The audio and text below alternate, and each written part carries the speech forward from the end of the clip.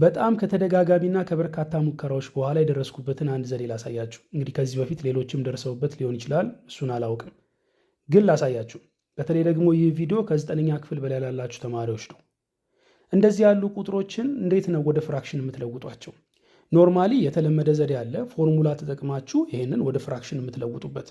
እሱን ሌላኛው ቻናል ላይ ለቅቄላችኋለሁ፣ መከታተል ከፈለጋችሁ እዛ ላይ አለላችሁ። አሁን ግን ላሳያችሁ የፈለግኩት በጣም አጭር ሾርት ከት የሆነች ዘዴ ነው።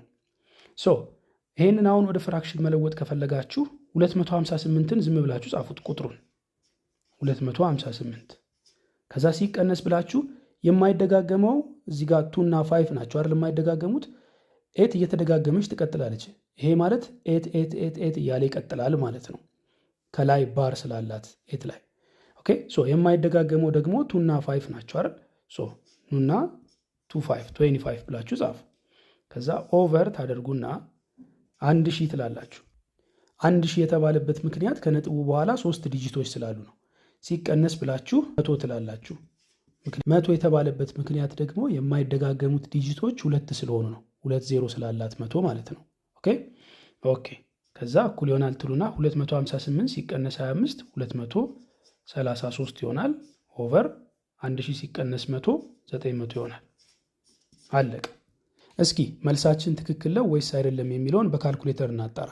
233 900ኛ 233 ሲካፈል 900 እኩል ይሆናል ይኸው 0.25 ብሎ 8888 እያለ ይቀጥላል። 8 እየተደጋገመች ትቀጥላለች። ይኸው እዚህ ጋርም እንዳለው ማለት ነው። ስለዚህ መልሳችን ትክክል ነው ማለት ነው። ኬዙ እንደዚህ ቢሆንስ 0.25 ብሎ 8 ይልና 5 እና 8 እየተደጋገሙ ቢቀጥሉስ ማለት 58 እያለ ቢቀጥል ወይ ይህንንም በተመሳሳይ ዘዴ ነው የምንሰራው። 258ን መጀመሪያ እንጽፋለን። ከዛ ሲቀነስ ታደርጉና አሁን የማትደጋገመው 2 ብቻ አይደለች 2 ነው የምትሉት። ኦቨር እናደርግና አሁንም 1000 እናደርጋለን። አጠቃላይ 3 ዲጂቶች ስላሉ 1000 ሲቀነስ ብለን እዚህ ጋር ያለችው 1 ዲጂት ነች። ስለዚህ 10 እናደርጋለን። እዛ እኩል ይሆናል 258 ሲቀነስ 256 እናደርግና ኦቨር 1000 ሲቀነስ 10 990 ይሆናል። ጨረሳችሁ ማለት ነው። እስኪ እዚህ ላይ መልሳችን ትክክል ነው ወይስ አይደለም የሚለውን በካልኩሌተር እናጣራ። 256 999ኛ ነው አይደል ያመጣ ነው።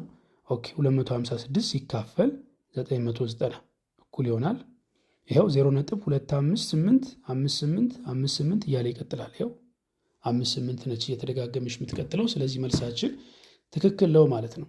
እስኪ ሶስተኛ ኬዝ ላሳያችሁ። ሙሉ ቢደጋገምስ 0.258 ነው አይደል?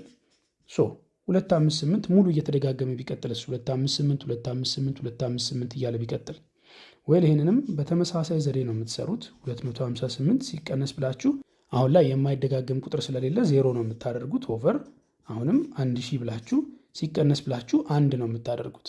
ኦኬ ከዛ እኩል ይሆናል ትሉና ይሄ 258 እንዳለ ይቀመጣል። ኦቨር 1000 ሲቀነስ 1 999 ይሆናል። አለቀ። ይህንንም እስኪ መልሳችን ልክ ነው ወይስ አይደለም የሚለውን በካልኩሌተር እናጣራ። 258 ሲካፈል 999 እኩል ይሆናል ይኸው 0.258 እያለ 258 የተደጋገመ ስለሚቀጥል መልሳችን ትክክል ነው ማለት ነው። በዚህ ቪዲዮ አሪፍ ሾርት ከት እንደተማራችሁ ተስፋ አደርጋለሁ።